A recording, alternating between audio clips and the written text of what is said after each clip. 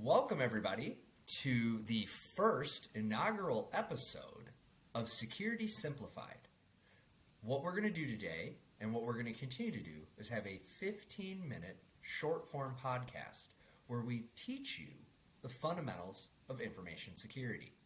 Today's topic is going to be how to build effective communication within your culture to create care among your employees. I'm one co-host, Ryan Cloutier, and we have our other co-host, Evan Francine. We're very excited to talk to you today. We're going to keep it short and brief, and we hope that this podcast serves to empower you with the necessary information in simple human terms to allow you to enhance, improve, and implement effective security programs. So with that, let's get into the show. Evan, how you doing? I'm doing well, man. You sound so official.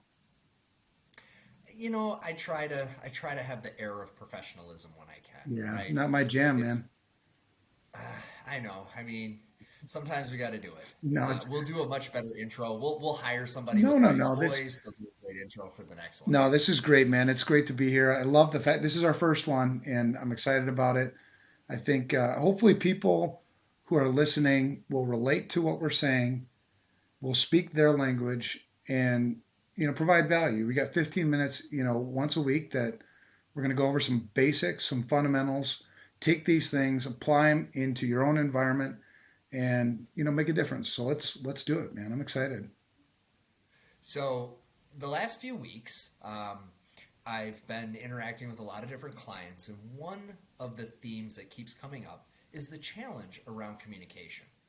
How do I talk to a user in a way that allows that user to not just nod along and say, yep, I get it, don't click the link, but actually start to think about their actions and bring their learning back to their home? And I believe that the secret to effective connection with your user starts with good communication. Mhm. Take time to learn. What are their interests? What motivates them? Why should they care? Because if you're asking them to do something, what you're asking for is them to spend their most valuable commodity, which is their time, doing something. And as most humans go, if I don't understand the value for my investment, I'm hesitant to make that investment. So you tell me not to click a link, but if you haven't told me why, in a way that makes sense to me as an individual, then I heard what you said, but I don't put it into practice. Yeah. No, I So, agree. We've become so transactional just in society, right? Security is relational. So understanding what motivates you, not assuming that what motivates you is the same thing that motivates me. We're different people. We've got different reasons why we're here. I gave a talk this week about, you know, it's almost like in t-ball, you see that kid out in center field who's in the game, but they're busy picking dandelions, chasing butterflies. They're in the game, but they're not playing the game. And what we need is you to play the game. And what motivates you to play the game is different. So, I think if you flip the script, what's in it for them? What's in it for you? And we use the negative so often. What's a positive? And I think nowadays you live a better life. Honestly, if you use technology responsibly, learn how it works, you live a better life. Let's take the negative consequences like, well, you could get hacked and lose all your money. How about the positive stuff? Maybe that motivates some people. Think about that. and I agree. I think, I've had great success in connecting as a human to another human, not as a security professional, not as an IT guy, not as the president of a company or any of these other titles or things, right? Not as a hacker, a father, whatever these things are, but just as a human to another human. We all have things that are valuable to us in our life. And Evan brings up a great point. If I said, Evan, somebody's going to hack your Harley. Whoa, man, I don't like that. But if you say to Ryan, somebody's going to hack your Harley, I go, that's cool. I don't have one. So I think it's important to take the time to connect. Now, in an organization that is larger, it may be difficult to get that one-on-one time. So in those situations, what I practice is learning more about the culture. Every time that I give a talk to a school, local government, community, retirement center, non-corporate business, one of the very first questions I ask is, what is the culture of your community? And I ask this because I want to understand. So for example, next week I am going to a rural community in Midwest Minnesota to talk to high school and middle school students.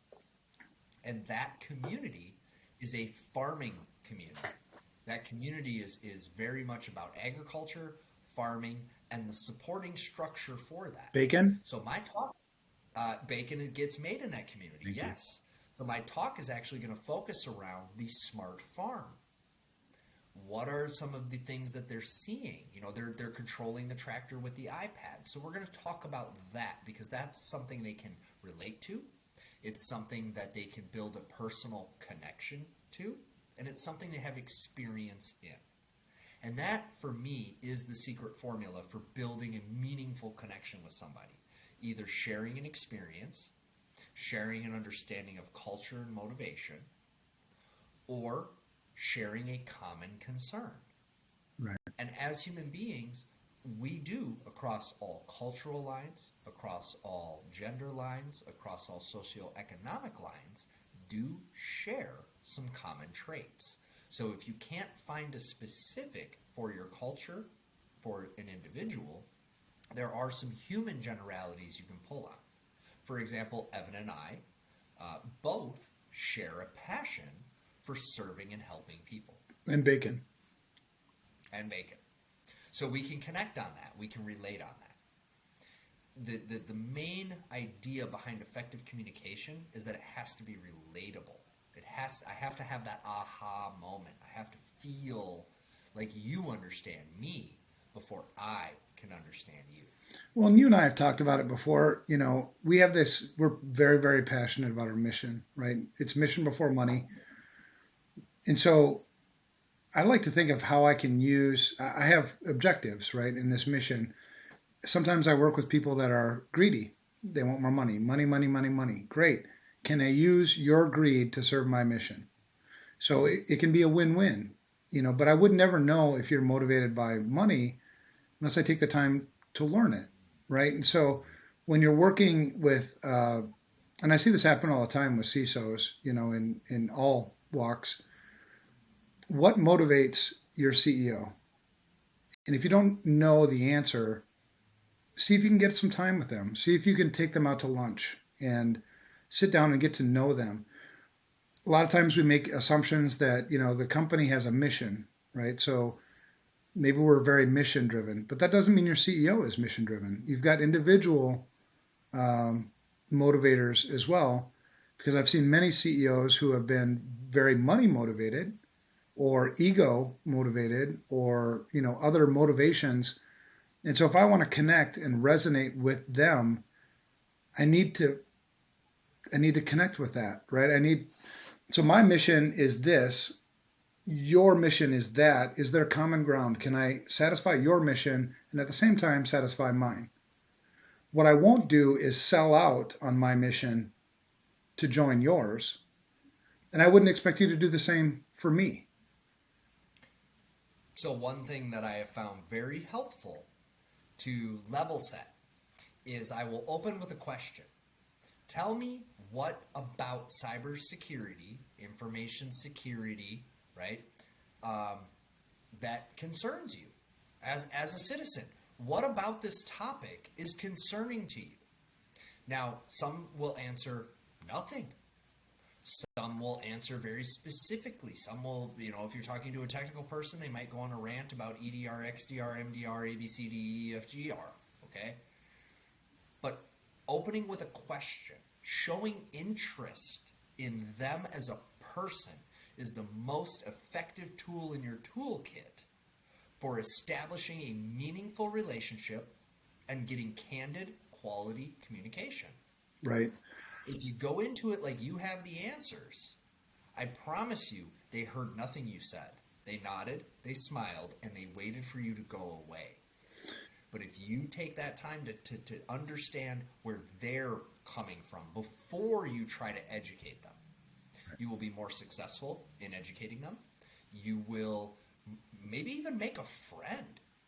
I don't want any So friends. I do encourage all of you that are listening to this, and most of you are going to be security professionals. And so I implore you, find those communication skills. Now, I know that a lot of you listening to this are maybe very introverted. Maybe going out and starting the conversation is a scary idea. It's Well, and this is, I mean, honestly, man, this isn't for everybody either, right? I mean, some people just don't have the communication skills, and so don't but try then to force partner it with somebody who either. does. But then partner with somebody who does. The message has to get through. So if you yourself are not a strong communicator, nothing wrong with that. But someone around you is. Find that person. Work with them to help you build, shape, and communicate your message. I like to talk about safety instead of security. I like to talk about life skills instead of awareness habits. I find that I'm more successful when I take the tech out of the conversation. Well, it depends. I mean, So, again, man, it depends on who you're talking to, right? I mean, absolutely it one of the does. things that's built FR Secure as well as it's built FR Secure is kind of this mantra that I need three things before I'm ever going to get a customer: trust, credibility, and you need to like me. So every time, and they love inviting me to these initial sales calls because they know that I'm there to establish a relationship. I'm not here to sell you anything. I don't know what to sell you. I don't know what problem to solve. I don't know you. And so, and that immediately tears down the barrier of communication because they realize that I'm actually here for you. I'm not here for me. Oh, excuse me. I'll be fine. If you get hacked, I'm okay. But I'm here to help, right? Use me.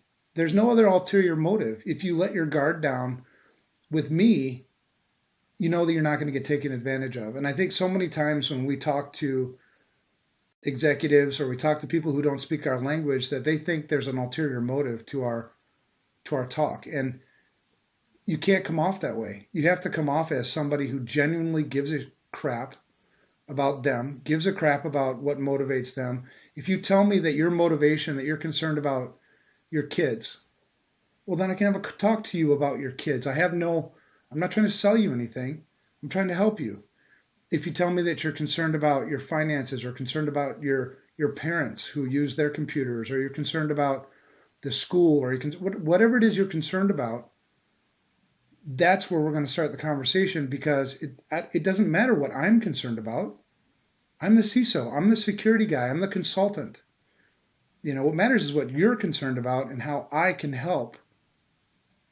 So many times we go into these conversations with people with a motive that I need something from you, and they're automatically on the defensive. So, approaching a superintendent, approaching a principal, approaching a CEO, approaching a state governor, whoever you're talking to, who are you? Can I help you? That servant piece, not coming, like I'm here to sell you zero trust, or I'm here to sell you the next blinky light. They hear that crap all the time. That's not going to work ever. So stop it. Be relational, be a friend, be somebody who's a trusted advisor. And if they don't do what you want them to do, get over it. And if you see them doing destructive behavior because they're making crappy decisions, well, then figure out another angle or leave. There are cases where there is just bad management that don't care. They're not going to care. The only reason why you're there is because they needed to fill a role, but they don't care. Well, that's toxic. So the sooner you can identify that and leave, because there are other opportunities and there are management. There's management all over the place that would love to hear you. So I think being discerned, understanding how relationships work and working the angles as best you can for their benefit, not mine. Yeah. So with that, we are at time. So to recap, effective communication requires taking a little bit of time, finding common ground, being willing to lead with their concern first, not yours. It might take several attempts to get through to them. So perseverance is very important. We appreciate you guys tuning in tonight. We will be doing this again. Next week's episode will be on how to use Nmap to do discovery. So check us out. Tune in. We'll be doing this often. This was our first one, so it's a little bumpy, a little rough. We will get better at this, I promise. We really appreciate you taking time today to listen to us. And with that, we thank you and wish you a wonderful week. Catch you next week on the Security Simplified podcast.